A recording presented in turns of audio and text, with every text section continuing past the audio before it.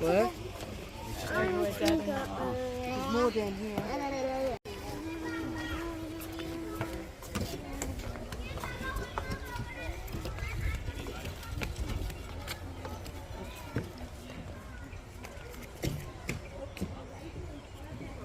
Oh, there's one right next to a turtle.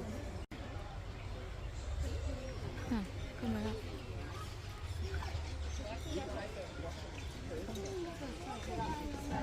Hello. Tìm lên.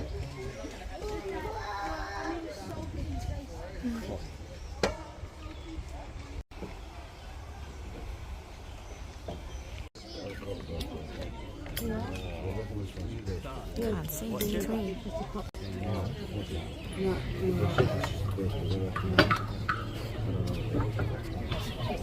don't know any others. Yeah, you're gonna look at the chicken? Oh, look at him. Look at the chicken, not me. That one. Oh. Okay. Yeah. Look at this other one creeping up here. Oh my goodness.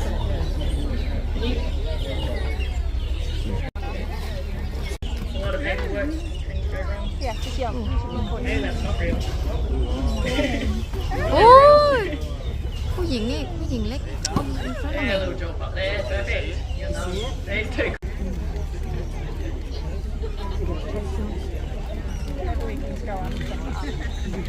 Pretty keen today. It's gone, Tom.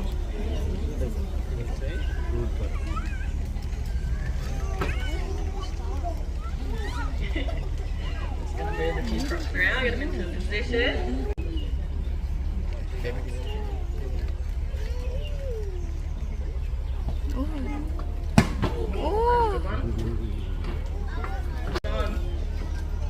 Trying to get it. Yeah. And I'm going to be here for the next half an hour in the safety of this cage, talking all things salties. And joining me today, we've got Rachel and Tom, two of our other crocodile handlers, wildlife keepers and reptile keepers, and other more safe. So, for example, if you're a big dominant female, you tend to get better nesting territories. You're kicking the more subordinate ones to nest in full sun, flood prone areas. If you're a big dominant male, you get better feeding grounds, better territories, and more of the girls. In captivity, we found that the more dominant ones in here tend to hang around where the food is, around these feeding cages. And in the water there, who's looking very keen, that is Xena. We've also got Madonna as well. So they're the more dominant girls, being the big.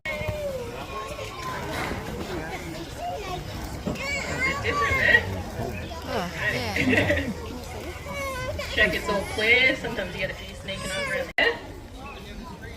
Oh, so yeah, we'll turn him and then might get Riri down as well. Getting all the crocs over now. So yeah, they're most of the girls.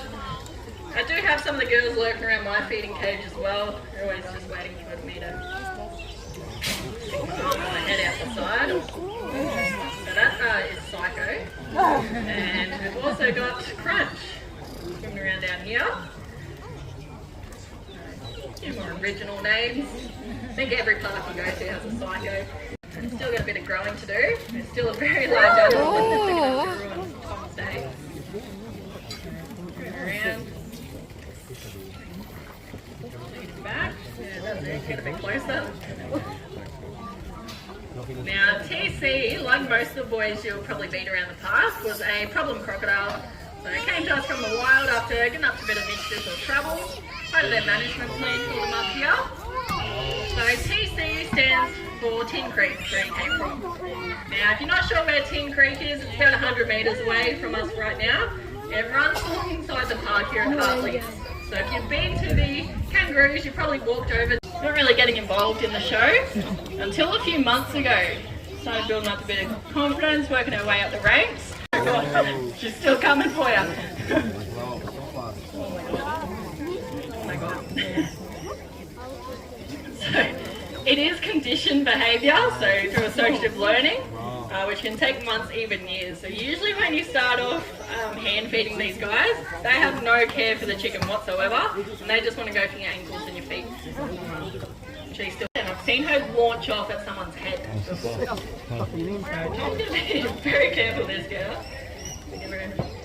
The firefighter's in trouble. Oh. Playing with her food there. Awesome work by Tom. Yeah. You want to try it or want me to throw something? Oh yeah?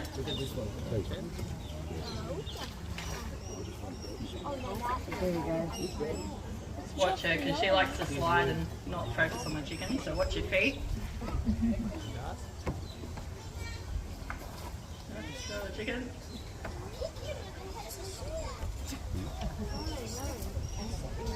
Oh, that's scary. Little twitches there. Bring her up. No, I think she just wants your feet.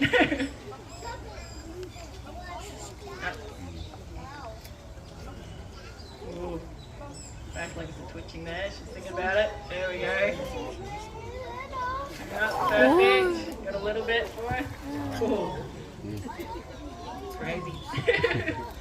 So this big a bit.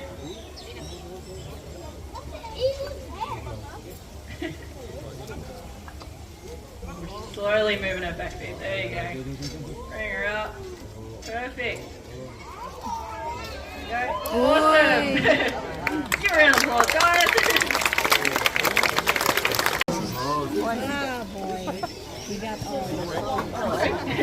So this here is Dougie, or Douglas. Now, does anyone want to take a wild guess of now the fair dinkum crack of that golfer? Now, luckily for both of them, he missed, just.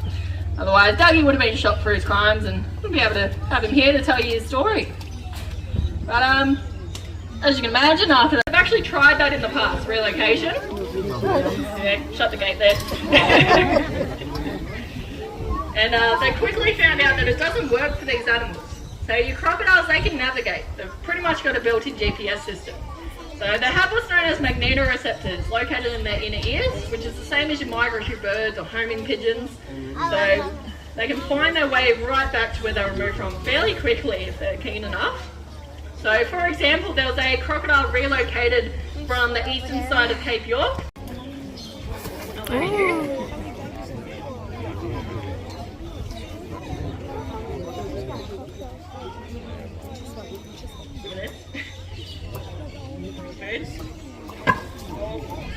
It's just that you'll find it. Maybe drop off. You coming up as well? Come on. Come on.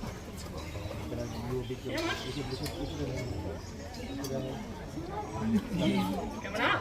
Hand feed. You got Miley creeping over in the water there.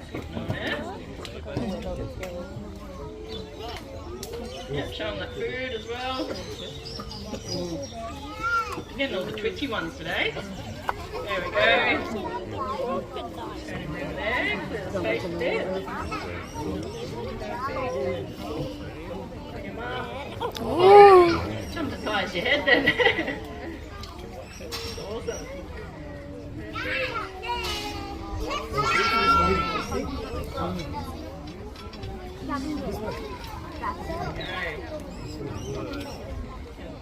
Give him a little bit of a little tearaway.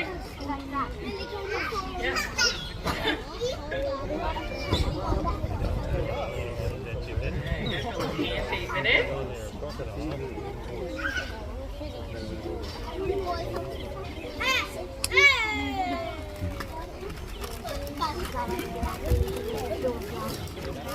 There we go. Looking at it. Yeah. Typical hand feeding behaviour there. They'll tilt the head up, look at the food, focus on that. They know they get a positive experience from it. The feed. So yeah, if you take anything at all away from the show, plenty of boys are in their own enclosures. Trust me, there is good reason for that. A lot of people like Ragnar, for example, you guys walk past Ragnar on the way through. Now, Ragnar, a lot of people say, he must be quite lonely, he's sad, he's all by himself. Now, Ragnar wasn't always by himself. He used to have a girlfriend until about 2 years ago when he killed her. You don't feel that bad for him now, do you? Spartacus, down the back. Now, Spidey used to be the main crocodile at this show, the big boss, before we got Dougie. Now, Spidey was doing well for quite some time, until a few years ago, in the middle of school holidays, full crowd of people, bigger than this, Awesome.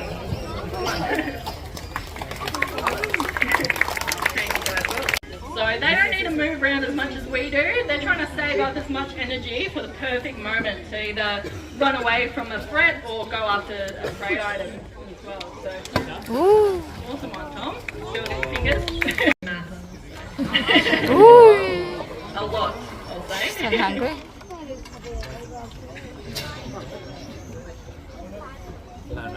She's looking at you. Okay, was there another question around there? Yep, in the orange. Why do they keep their mouths open when Why do they keep their mouths open? So that's what we call gaping. When they keep their mouths wide open. Now, there could be a few different theories as to why they do that. So the main one would be like thermoregulation, to warm up or cool down. So during our cooler months, my goodness, had a repeat. Don't eat as much, but they are very opportunistic. So if they see a good, easy opportunity to get something, they'll take it. Because a lot of the time, especially in the wild, they don't know when their next feed's going to be. And also on that note, they can go about 6, even 12 months without food. No worries. Which definitely comes in handy with survival, that's for sure, in the wild. I don't know how they do it. I can barely go 2 hours without a snack, so but not a crocs. Yeah, crazy. Anything else, guys? Anyone on this side? Yeah, go ahead, buddy.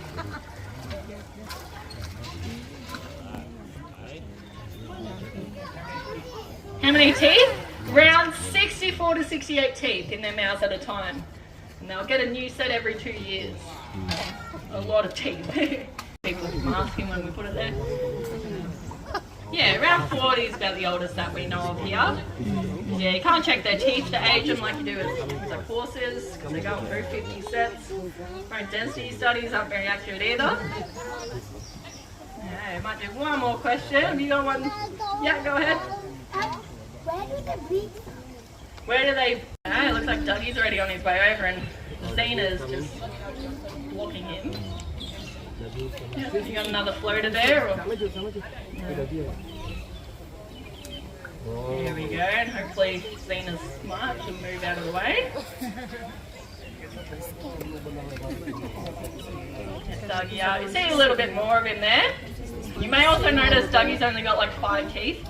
So he actually came to us here without any, so we're not too sure the cause of that.